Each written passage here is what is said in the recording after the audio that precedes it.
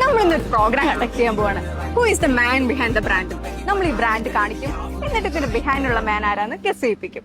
തുടങ്ങാം. അപ്പൊ നമ്മൾ ബ്രാൻഡ് കാണിക്കും, ഇതിന്റെ ഫൗണ്ടർ ആണെന്ന് ആരാന്നൊന്ന് ഗസ് ചെയ്യണം. MA യൂസഫ് അലി, ഷാജിക്ക, മൈജി ഷാജിക്ക. രണ്ടെണ്ണം ഗസ് ചെയ്ത് അതിനൊരു MA Yusuf Ali, Ananthu, doctor correct. MyG Shaji correct. അറിയില്ല.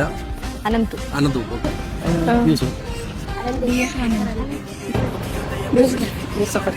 ജോർസർ യൂസഫ്